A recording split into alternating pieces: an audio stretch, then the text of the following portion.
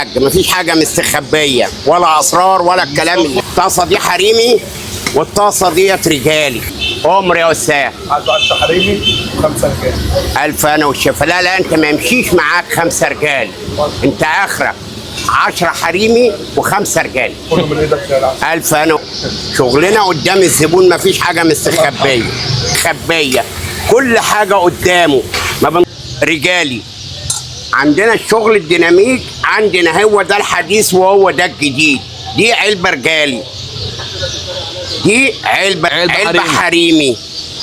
شغل كله بيتعبى قدام الزبون، مفيش حاجه مستخبيه، كله قدام الزبون. ما بنعملش حاجه في السر. العلبه دي ثمنها 40 جنيه. شطه نار بجد مش هزار. مصطفى الجني رقم 1 في سندوتشات الكبده الحريمي والرجالي في الحومديه، وهو اول واحد اخترع السندوتشات دي. 12 جنيه ونص رغيف شغل قدامي، وحته اللي هي نظيفه شغل بلد.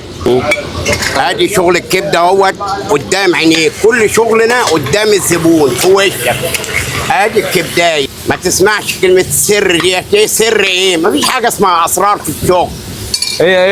هي كبده نفس والرزق بتاع ربنا في الاول وفي الاخر. رزقنا اللي هياكل مره يجي على طول لوحده مش بمزاجه، غصب عنه بيجي تاني. شغل الصح. اول واحد عمل الكبده على مستوى الحومديه حريمي ورجالي، وما تسمعش اي كلام تاني من ايام ما كان ب50 قرش.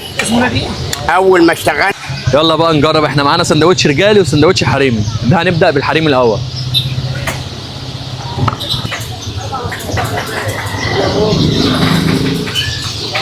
ده سندوتش بتاع العيال الفافي ده.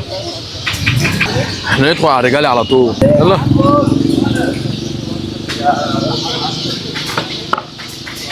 يا جدعان سندوتش بيموت وربنا. سندوتش شطه نار حرفيا. تاكله من هنا على اقرب مستشفى من هنا. اللي بيجي هنا بيموت عند عم مصطفى. حاج مفيش حاجه مستخبيه ولا اسرار ولا الكلام اللي الطاسه دي حريمي والطاسه ديت رجالي. عمر يا استاذ. عايزه 10 حريمي و5 رجالي. الف انا والشفا. لا انت ما يمشيش معاك 5 رجال، انت اخرك 10 حريمي و5 رجال. كله من ايدك يا العسل. الف انا. شغلنا قدام الزبون مفيش حاجه مستخبيه خبيه، كل حاجه قدامه. رجالي. عندنا الشغل الديناميك، عندنا هو ده الحديث وهو ده الجديد. دي علبه رجالي، دي علبه حريمي. شغل كله بيتعبى قدام الزبون، مفيش حاجه مستخبيه، كله قدام